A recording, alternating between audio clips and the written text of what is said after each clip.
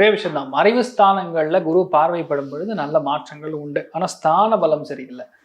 2025க்கு ஸ்தான பலம் வந்து பெருசா விருச்சிகத்துக்கு சூப்பர்னு சொல்ல முடியல. ஆனா மர்மமான ஸ்தானங்கள், ரொம்ப முக்கியமா நரம்புகள் பாதிப்பு, சிறுகுடல் பெருகுடல் சார்ந்த பிரச்சனைகள், இதெல்லாம் கொஞ்சம் வந்துட்டு போகும்.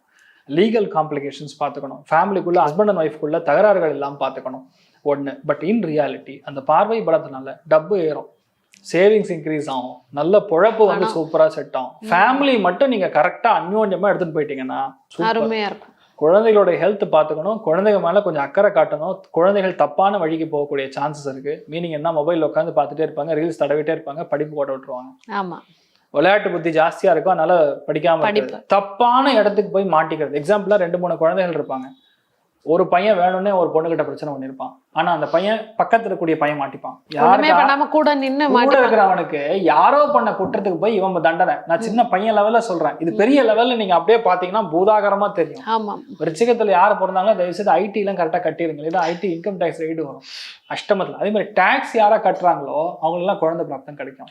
டாக்ஸ் ஒழுங்கா கட்டுறவங்களுக்கு எல்லாம் குழந்தை பிராப்தம். ஏன்னா 8ஆம் இடத்துடைய ஸ்தானம் புதனுடைய அம்சம், அதுக்கு குரு வந்து உட்கார்றதுனால டாக்ஸ் நீங்க கட்டினீங்கன்னா குழந்தை பிராப்தம் ஏற்படும்.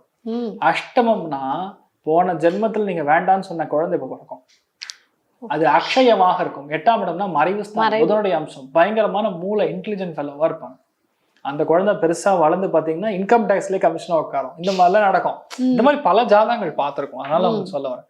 இல்லைன்னா என்னன்னா IVF, IUI இந்த மாதிரி ட்ரீட்மெண்ட் பண்றது. குழந்தைகள் சம்பந்தப்பட்ட விஷயங்கள் நிறைய பேர் பாத்தீங்கன்னா விருச்சிகத்தில் இருக்கிறவங்களுக்கு குழந்தைகளுக்கு வந்து ஆட்டிசம் மாதிரி ப்ராப்ளம்ஸ், ADHD சம்மந்தப்பட்ட ப்ராப்ளம்ஸ்லாம் நிறைய பார்த்துட்டு இருப்பாங்க. அப்புறம் அந்த குரு புதன் காம்பினேஷன் இடுக்கில் உட்காரும் பொழுது ப்ராப்ளம் கொடுக்கும்.